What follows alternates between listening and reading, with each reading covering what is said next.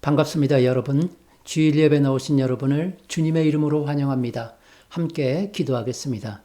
내 영혼아 여호와를 송축하며 그의 모든 은택을 잊지 말지어다. 좋은 것으로 내 소원을 만족하게 하사 내 청춘을 독수리같이 새롭게 하시는도다. 하나님은 영이시니 예배하는 자가 영과 진리로 예배할지니라.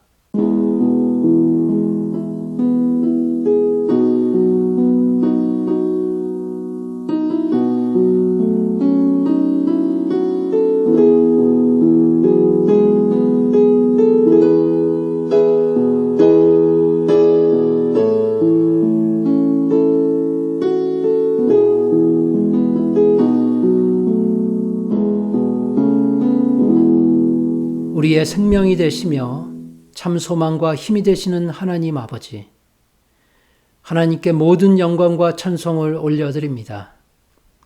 이 땅에 하나님의 은총을 부어주시고 성도의 모든 가족들이 함께 모여 전심으로 예배를 드리게 하여 주시니 감사합니다. 어렵고 힘든 시기에 예배에 참여한 각 가정 가운데 주의 영광을 비추어 주시옵소서. 하나님의 은혜와 평강을 각 가정 안에 부어주시기를 간절히 바라옵나이다. 예배를 통해서 하나님의 은혜를 풍성하게 누리게 하시고 힘과 위로를 얻는 시간이 되도록 이 시간 인도하여 주시옵소서. 예수님의 이름으로 기도드립니다. 아멘. 사도신경으로 신앙 고백하겠습니다.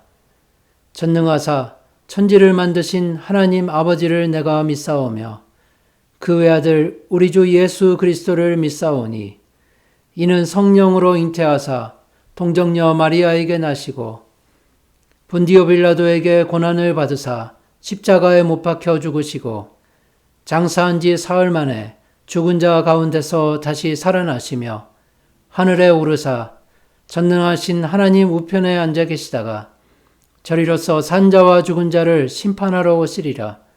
성령을 믿사오며 거룩한 공회와 성도가 서로 교통하는 것과 죄를 사하여 주시는 것과 몸이 다시 사는 것과 영원히 사는 것을 믿사옵나이다. 아멘. 찬송가 171장 하나님의 독생자 함께 찬송하겠습니다.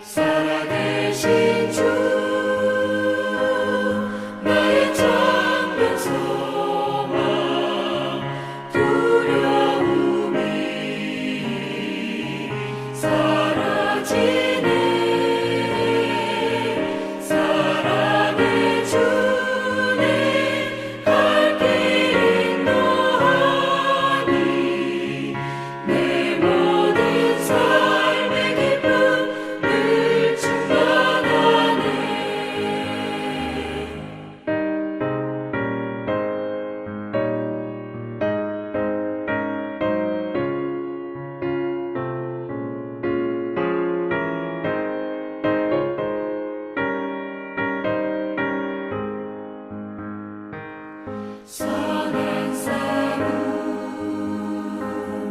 다 마친 후에 우리 주님 배우리라. 사망 권세 다 물리치고 주님이 다스리니 영광 넘치네. 살아계신 주 나의 참된 소망 두려움이 사라지네. 사랑의 주님 갈 길 인도하니 내 모든 삶의 기쁨을 충만하네.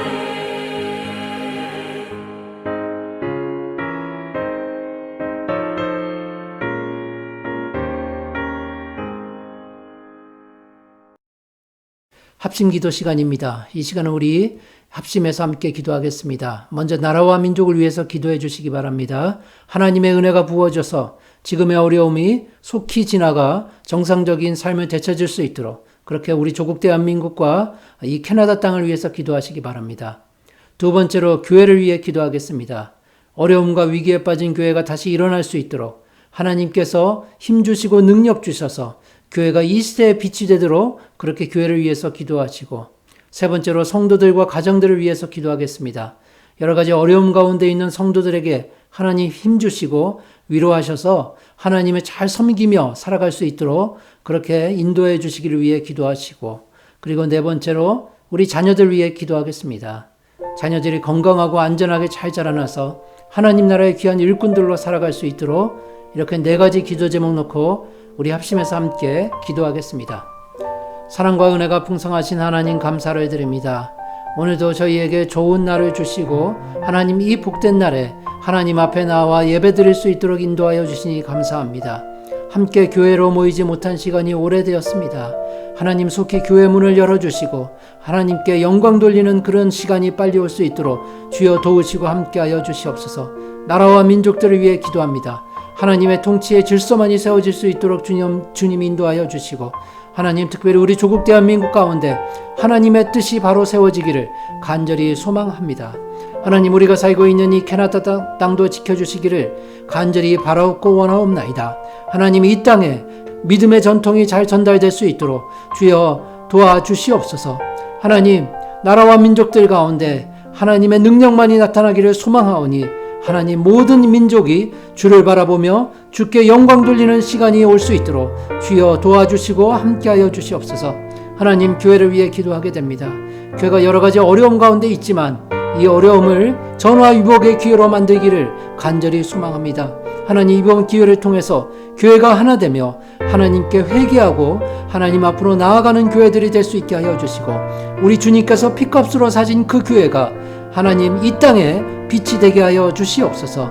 하나님께 영광 돌리며 하나님 앞으로 나아가는 성도들에게 하나님 큰 은혜를 부어주시고 교회를 통해서 많은 역사를 이루어 주시기를 간절히 소망합니다. 오로라 장로교회를 지켜주시옵소서. 하나님 이곳에 세워주신 분도 여호와 하나님이시오 지키시는 분도 하나님이신 줄로 믿사오니 하나님 저희와 함께 하셔서 이 지역의 복음을 전파하며 땅끝까지 하나님의 말씀을 들고 나가는 교회가 될 수 있게 하여 주시옵소서. 또한 사랑을 전하는 교회가 되게 하여 주시옵소서. 많은 이웃들에게 우리 주님의 사랑을 전할 수 있도록 주여 능력으로 함께 하여 주시옵소서. 하나님 성도들과 가정들을 위해 기도합니다. 육신적 어려움을 겪고 있는 성도들도 있습니다. 경제적으로 어려움 가운데 있는 가정들도 있습니다. 하나님 좋은 것들로 채워주시고 하나님을 섬기는 데 있어서 조금 더 부족함이 없도록 하나님 인도하시고 지켜주시옵소서. 하나님께 영광 돌리는 주의 백성들이 아버지 하나님께로 나아올 수 있도록 가정들의 하나님의 은혜와 평강이 넘치도록 부어지기를 간절히 바라옵고 원합니다. 하나님 우리 자녀들 위해서 또한 기도합니다. 우리 자녀들이 하나님 보시기에 귀하고 아름답게 자라나기를 소망하오니 하나님 함께하여 주시고, 하나님 우리 자녀들의 키와 몸이 자라날 때 하나님 믿는 믿음도 함께 자라게 하시고 또한 이웃들을 사랑하는 사랑도 함께 자라게 하여 주시옵소서. 하나님, 마음을 다하고 목숨을 다하고 뜻을 다하고 힘을 다하여 우리 주 하나님을 사랑하고 섬기는 하나님의 귀한 일꾼들로 살아가게 하셔서 누구를 만나든지 우리 주님의 증거자들로 살아갈 수 있도록 하나님 역사하시고 함께하여 주시옵소서. 예배 가운데 하나님의 은혜가 풍성히 넘치기를 간절히 소망하오며 예수님의 이름으로 기도드립니다. 아멘.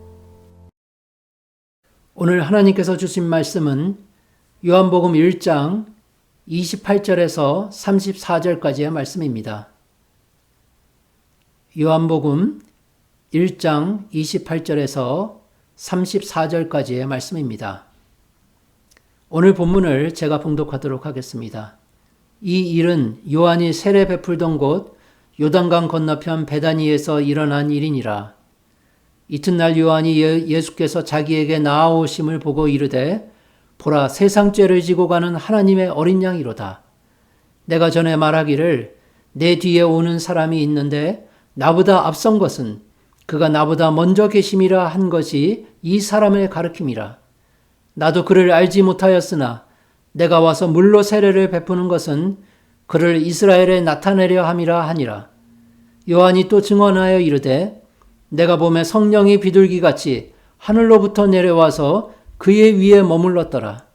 나도 그를 알지 못하였으나 나를 보내어 물로 세례를 주라 하신 그이가 나에게 말씀하시되 성령이 내려서 누구 위에든지 머무는 것을 보거든 그가 곧 성령으로 세례를 베푸는 이인 줄 알라 하셨기에 내가 보고 그가 하나님의 아들이심을 증언하였노라 하니라. 아멘. 봉헌하겠습니다.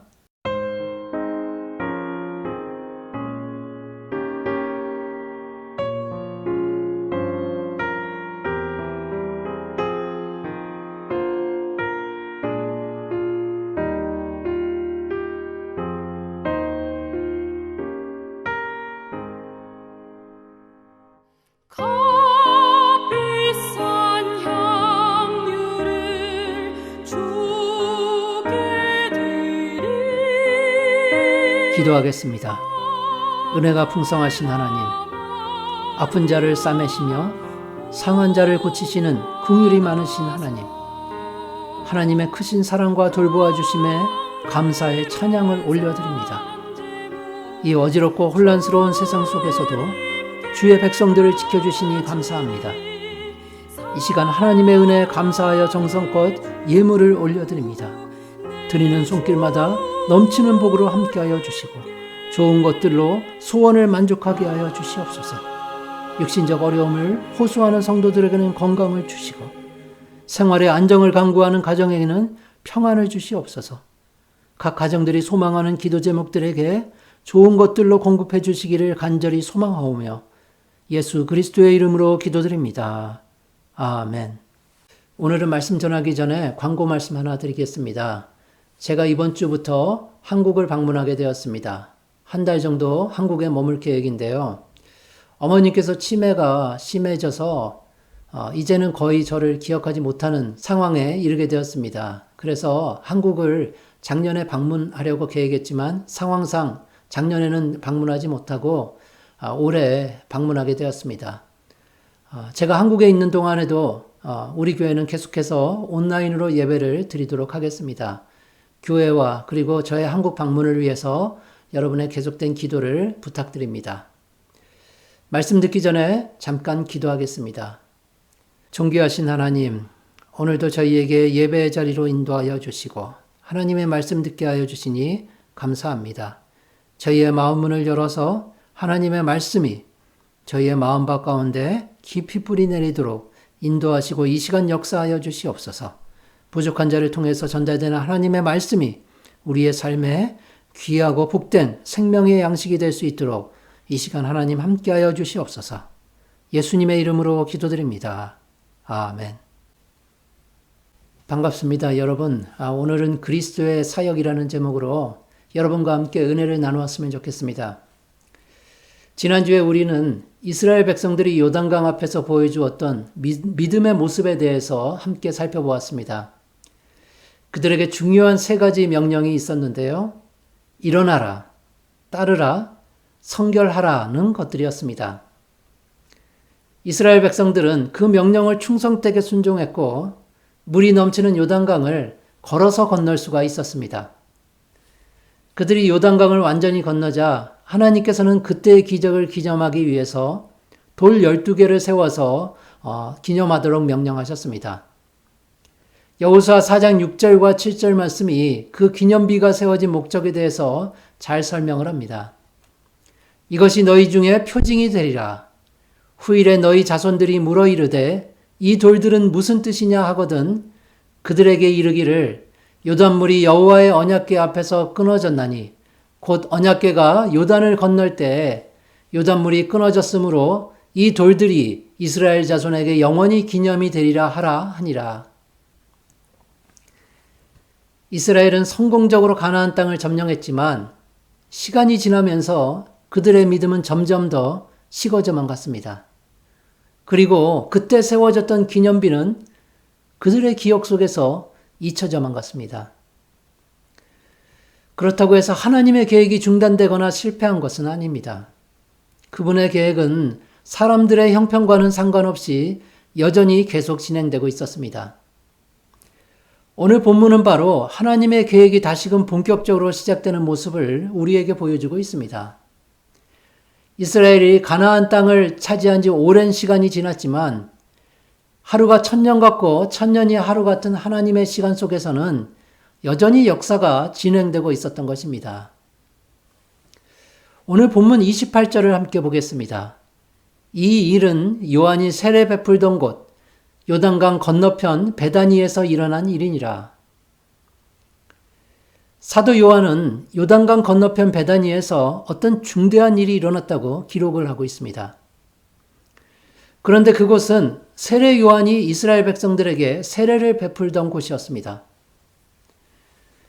그런데 사도가 이 베단이라는 장소를 정확하게 언급한 것에 우리는 주목을 해보아야 합니다.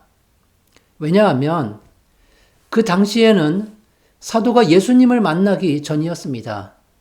그래서 그분의 존재에 대해서 알 수가 없었을 텐데 어떻게 그때의 사건과 장소를 그렇게 정확하게 기술하고 있는가 하는 그런 의문점 때문입니다. 무엇보다도 성경의 기록을 위해서 성령께서 이곳에 기입하셨음을 우리는 생각해 볼 수 있습니다.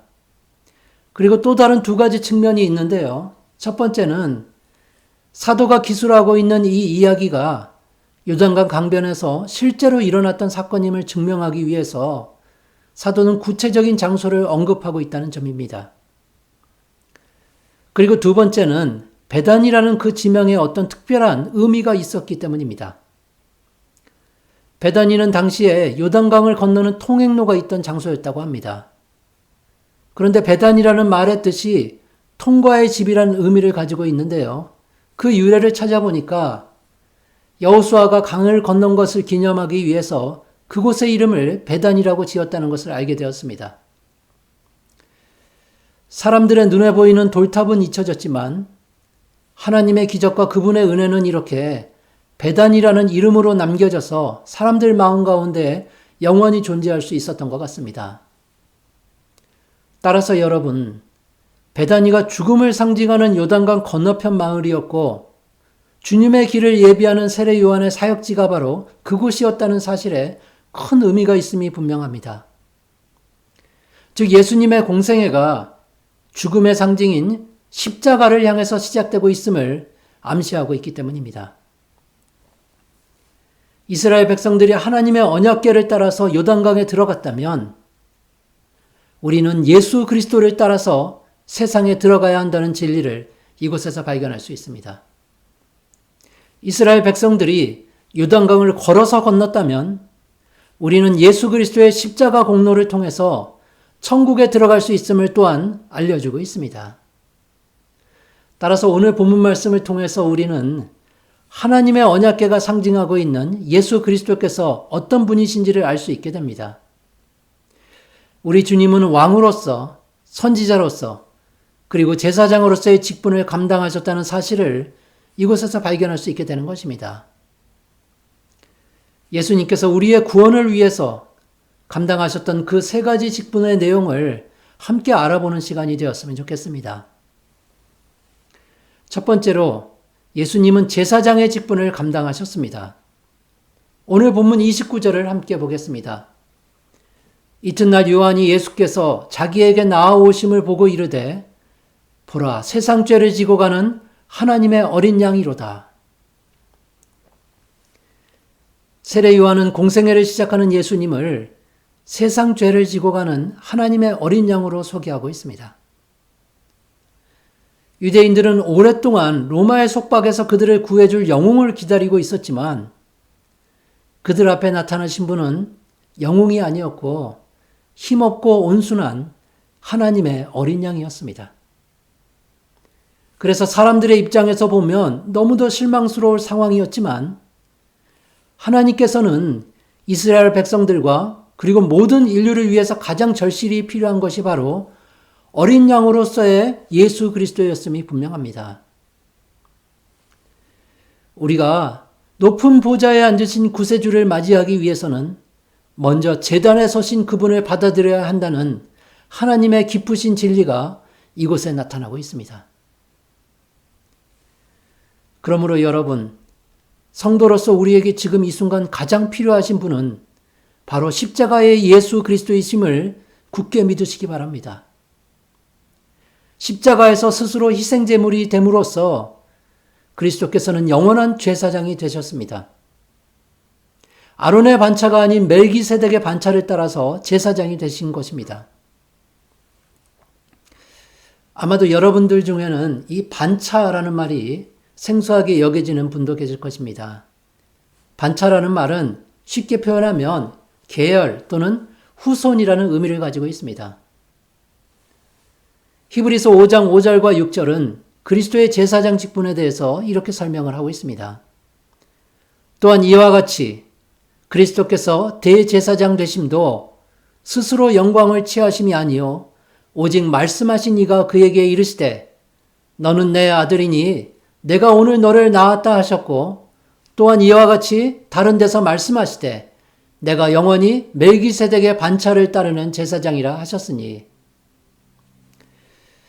그런데 여러분, 신약 성경에서 히브리서를 제외한 다른 곳에서는 그리스도께서 제사장이라는 표현이 전혀 나타나고 있지 않음을 우리는 알 수 있습니다. 왜 나머지 부분에서는 그런 내용이 빠져 있었던 것일까요? 물론 신약 성경 전체가 예수님의 삶과 죽음이 인류를 위한 희생의 삶으로 제시하고는 있지만 직접적으로 그분이 제사장이라는 표현이 나오는 것은 오직 히브리서가 유일합니다. 아마도 그 이유는 주님의 제사장 직분이 구약에서 정의된 제사장과는 전혀 다른 의미를 가졌기 때문일 것입니다. 구약에서 제사장은 양이나 다른 동물을 제물로 바쳤습니다. 하지만 예수님께서는 스스로 자신께서 제물이 되신 어린 양으로 대제사장이 되신 것입니다.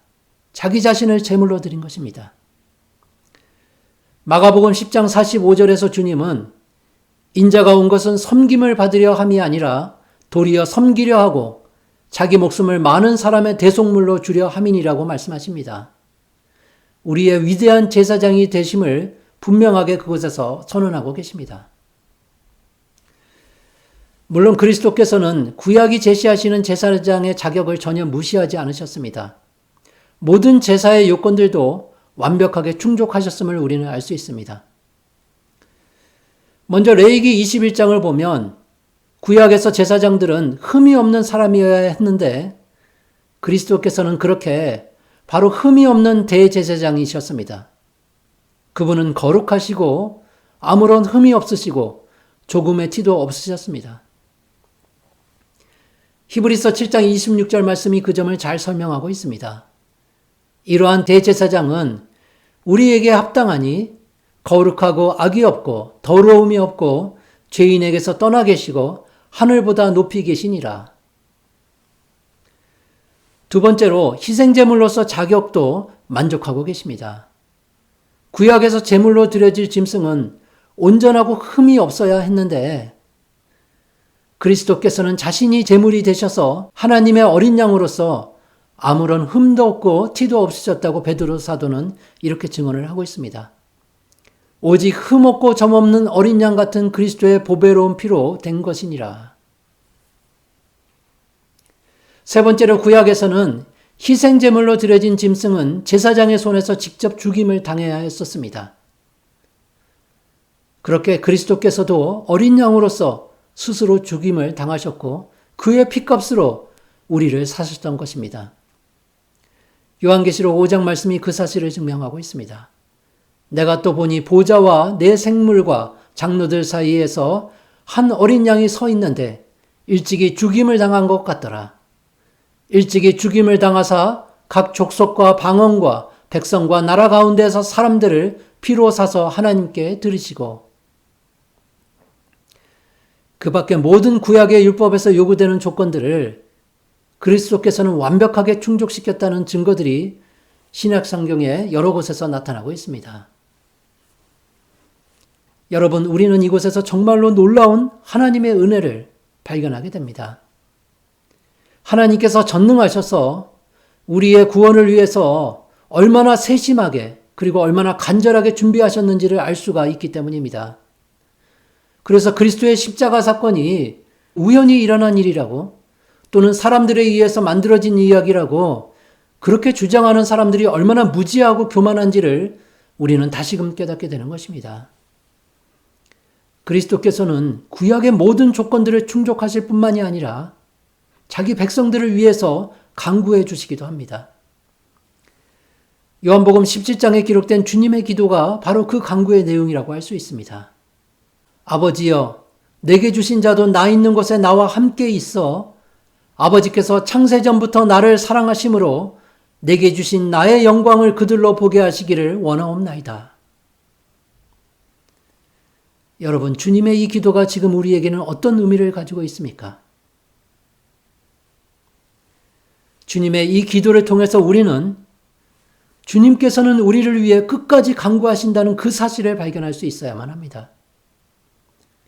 하나님의 어린 양으로서 지금 우리를 위해서 계속해서 기도하고 계시다는 사실입니다. 그러므로 우리는 그분의 피값으로 죄사함을 받았음을 확신하면서 살아가야 합니다. 또한 앞으로도 죄를 이기고 승리하는 삶을 계속해서 살아가야만 하는 것입니다. 우리에게 구원을 주신 것이 아주 쉽게 그리고 우연이 된 것이 아니라 수천 년 동안 준비되었고 또한 철저하게 진행되어 온 결과라고 한다면 우리가 받은 이 구원을 우리는 너무도 소중하게 여기며 살아가는 것이 당연할 것입니다. 그래서 우리뿐만이 아니라 주님의 기도처럼 이 사람들만이 위함이 아니요 또 그들의 말로 말미암아 나를 믿는 사람들도 위함이니 그리스도를 믿는 모든 사람들을 위해서 우리도 제사장의 역할을 감당해야 한다고 하나님께서는 말씀하시는 것입니다. 그리스도께서 제사장의 직분을 충실히 수행하셨다는 그 사실을 깊이 여러분 묵상해 보시기를 바랍니다. 그곳에서 하나님의 놀라운 은혜를 발견하는 여러분의 삶 가운데 하나님이 주신 큰 기쁨이 있을 것으로 확신합니다. 그런 소망을 가지고 살아가는 여러분들이 되시기를 주님의 이름으로 축원합니다. 두 번째로 예수님은 선지자의 직분을 감당하셨습니다. 본문 30절을 함께 보겠습니다. 내가 전에 말하기를 내 뒤에 오는 사람이 있는데 나보다 앞선 것은 그가 나보다 먼저 계심이라 한 것이 이 사람을 가리킴이라. 세례 요한은 그리스도께서 자기보다 앞선 분이라고 선언을 하고 있습니다. 그의 말에서 예수님은 아주 오래전부터 존재하셨던 분이라는 사실을 우리는 발견할 수 있습니다. 그리스도의 영원성에 대한 증언이 이곳에 나오고 있는 것입니다. 요한은 그리스도께서 자기 뒤에 오시는데 그분은 자기보다 앞선 분이라고 조금은 앞뒤가 잘 맞지 않는 이야기를 하고 있습니다. 그래서 그리스도께서는 과거와 현재와 미래에 영원히 존재하시는 분이라는 의미로서만 그의 말이 설명이 될 수 있는 것입니다. 그런데 사도 요한은 주님의 영원성에 대해서 그분이 빛과 말씀으로 이 땅에 계셨다고 설명을 합니다. 요한복음 1장 9절에서는 그분이 빛이라고 설명을 하고 있습니다. 참 빛, 곧 세상에 와서 각 사람에게 비추는 빛이 있었나니. 그리고 14절에서는 그분이 말씀이라고 설명을 합니다. 말씀이 육신이 되어 우리 가운데 거하심에. 여러분, 예수님께서 이 땅에 계실 때 하셨던 일들이 무엇이었는지를 한번 생각해 보시기 바랍니다. 가장 먼저 떠오르는 것은 아마도 그분의 기적과 병자들을 고치신 일이 될 것입니다. 또한 주님은 말씀으로 사람들에게 빛을 나타내 보여주셨습니다. 아무도 보지 못한 하나님에 대한 지식과 교훈도 사람들에게 알려주셨습니다. 구약에서 선지자란 하나님으로부터 와서 사람들에게 하나님의 말씀을 전하는 사람을 의미합니다. 예언과 교훈과 책망을 통해서 이스라엘 백성들이 하나님의 약속을 잊지 않고 살도록 인도하는 사람이 선지자였다면 그리스도께서는 이 땅에서 선지자의 직분을 충실히 수행하셨던 것입니다. 주님이 선지자였다는 증거는 구약 성경에도 나타나고 있습니다.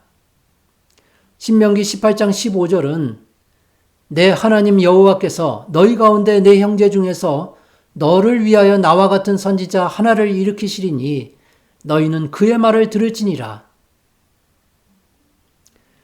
모세는 그리스도께서 선지자의 직분을 감당하실 것을 예언하고 있습니다. 선지자로서 그리스도께서는 무엇보다도 사람들에게 하나님 아버지에 대해서 알려주시는 일을 좋아하셨습니다. 그분은 산상수훈을 통해서 율법의 진정한 의미도 알려주셨습니다. 또한 하나님의 사랑과 은혜로운 계획도 백성들에게 말씀해 주셨습니다. 그런데 여러분, 예수님께서 선지자로서 행하신 모든 일들 중에서 가장 뛰어난 일은 주님 자신을 우리에게 선물로 주신 사건입니다.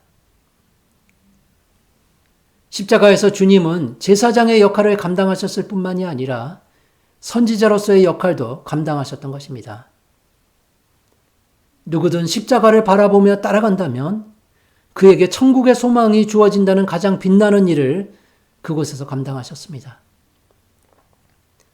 따라서 이스라엘 백성들이 하나님의 언약궤만을 바라보며 살았던 것처럼 우리 모두도 주님의 십자가만을 바라보아야만 합니다. 베드로전서 2장 21절에서 사도는 우리가 주님이 사신 것처럼 살아야 하고 주님이 가셨던 길만을 따라가야 한다고 강조하고 있습니다. 이를 위하여 너희가 부르심을 받았으니 그리스도도 너희를 위하여 고난을 받으사 너희에게 본을 끼쳐 그 자취를 따라오게 하려 하셨느니라. 우리 주님은 사랑과 인내와 다른 모든 귀한 속성들을 우리에게 친히 보여주셨습니다. 우리에게 믿음의 본을 남겨주신 것입니다. 따라서 성도가 살아가는 방법은 주님이 사셨던 것처럼 살아가는 것뿐입니다. 그런데 여러분, 우리 주님의 선지자적 사역은 그분이 하늘로 올라가신 이후에도 계속되고 있다는 사실을 우리는 기억해야 합니다. 성령을 통해서 여전히 우리에게 예언과 교훈과 책망을 주고 계십니다. 성도 각자에게 그렇게 하실 뿐만이 아니라 성령을 통해서 교회를 인도하시기도 합니다. 이렇게 주님의 선지자적 사역은 우리가 하나님 앞에서 흠이 없이 세워지는 그날까지 쉬지 않고 계속될 것입니다. 요한복음 17장 24절 말씀이 그 사실을 증명하고 있습니다. 아버지여, 내게 주신 자도 나 있는 곳에 나와 함께 있어. 아버지께서 창세전부터 나를 사랑하심으로 내게 주신 나의 영광을 그들로 보게 하시기를 원하옵나이다. 사랑하는 여러분, 우리가 바른 신앙생활을 하기 위해서는 그리스도께서 우리의 본이 되신다는 그 사실을 꼭 기억해야만 합니다. 그래야 우리가 바른 길에서 벗어나지 않습니다. 그렇게 해야만 바른 목표를 향해서 우리가 나아갈 수 있게 되는 것입니다. 예수 그리스도만이 우리를 하나님께로 인도할 수 있다는 그 소중한 진리를 굳게 붙잡아야만 합니다. 만약 이 진리가 흔들리게 되면 우리는 눈먼 인도자를 따라가는 우를 범하게 되고 주님의 안타까운 탄식을 듣게 될 뿐입니다. 예루살렘아, 예루살렘아, 선지자들을 죽이고 내게 파송된 자를 돌로 치는 자여, 암탉이 그 새끼를 날개 아래로 모음같이 내가 내 자녀를 모으려 한 일이 몇 번이더냐. 그러나 너희가 원하지 아니하였도다. 주님의 본을 따르고 주님만을 바라본다는 것이 현대를 살아가는 우리 그리스도인에게 그리고 우리 자녀들에게 너무도 중요합니다. 우리의 시선에서 주님을 놓치는 순간 죽음의 강에서 결코 나올 수 없다는 분명한 경각심을 가지고 우리는 살아가야 합니다. 그것이 바로 성도의 삶이 되기 때문입니다. 여러분, 주님을 굳게 바라보시기 바랍니다. 그분만을 따라가시기 바랍니다. 세상은 점점 더 강력하게 우리를 유혹하고 있습니다. 세상의 힘과 능력을 믿으며 살라고 우리에게 권면합니다. 하지만 선지자이신 예수 그리스도만을 바라보는 것이 우리의 유일한 희망입니다. 세 번째로 예수님은 왕의 직분을 감당하셨습니다. 오늘 본문 34절을 함께 보겠습니다. 내가 보고 그가 하나님의 아들이심을 증언하였노라 하니라. 예수 그리스도에 대한 주권과 신성한 권리를 선언했던 세례 요한은 그분이 하나님의 아들이심을 증언하고 있습니다. 예수님이 하나님의 아들이라는 사실은 사복음서에서 동일하게 나타나는 내용입니다. 그런데 누가는 특별히 예수님의 탄생 소식을 기록할 때 하나님의 아들이신 그분이 또한 왕이셨다는 왕권과 연결해서 설명을 하고 있습니다. 보라, 내가 잉태하여 아들을 낳으리니 그 이름을 예수라 하라. 그가 큰 자가 되고 지극히 높으신 이의 아들이라 일컬어질 것이요 주 하나님께서 그 조상 다윗의 왕위를 그에게 주시리니. 이렇게 성경은 분명하게 예수 그리스도께서 이 땅에 왕으로 오셨다고 말씀합니다. 그런데 왕으로 오신 그분이 존귀와 영광을 받으신 것이 아니라 이 땅에서 가난하셨고 수많은 비난과 조절을 감당하셔야만 했다고 설명합니다. 왕으로서 예수님은 결국 십자가의 죽음을 택하셔야만 했습니다. 사람들은 예수가 왕이었다면 그렇게 죽을 수는 없다고 생각하였습니다. 그러나 그 죽음은 그분의 삶의 성취였습니다. 우리 주님께서는 죽으시기 위해서 이 땅에 오셨기 때문입니다. 어쩌면 주님이 죽으시기 위해서 이 땅에 오셨다는 말에 거부감을 느끼는 분이 계실지도 모릅니다.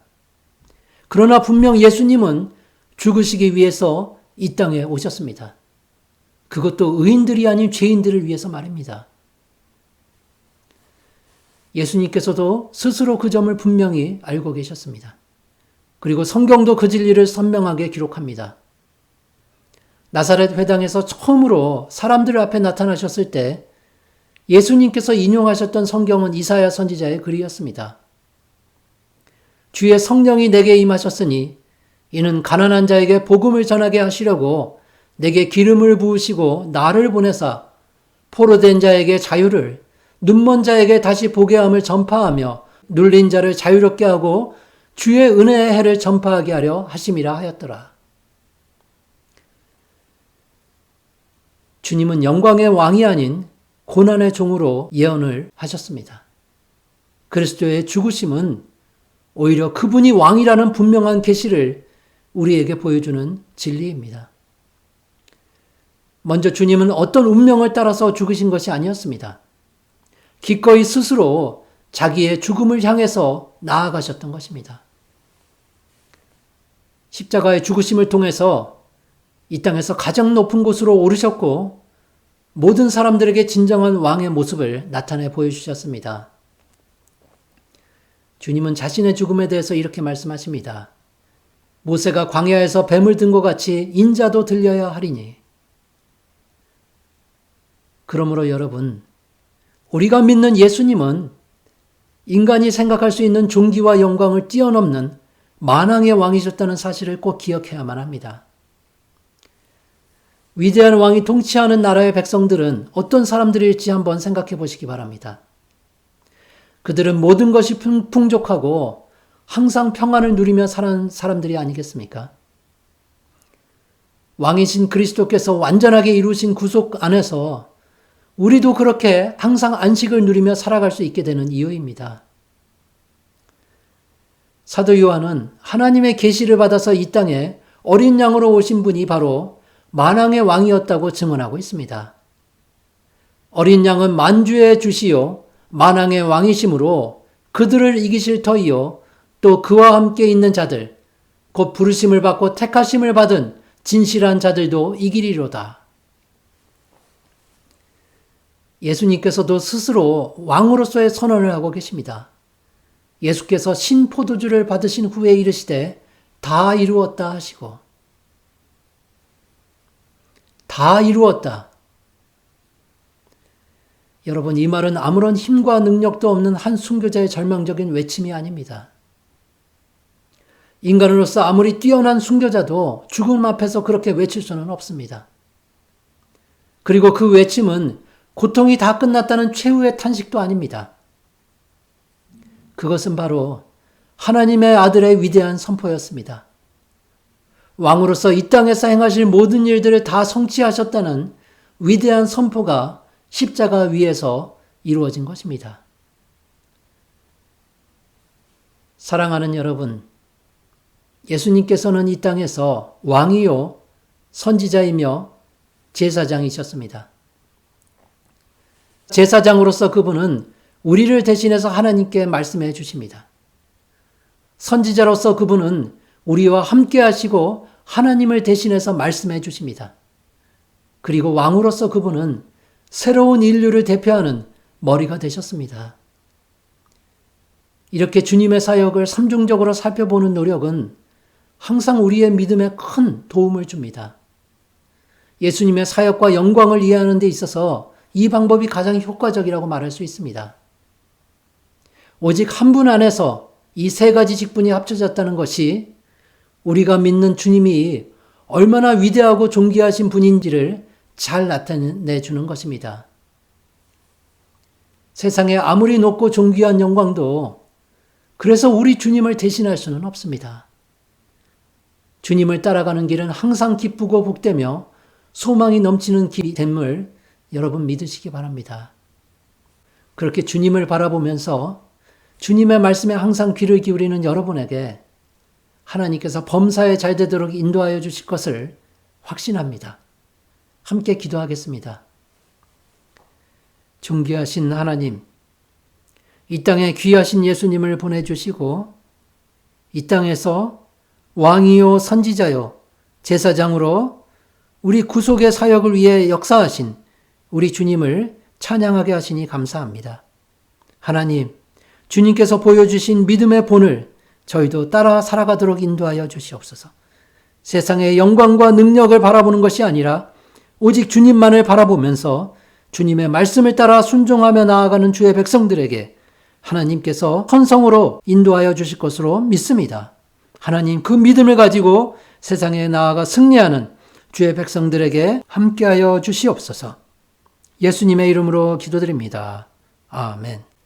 찬송가 96장 예수님은 누구신가 함께 찬송하겠습니다.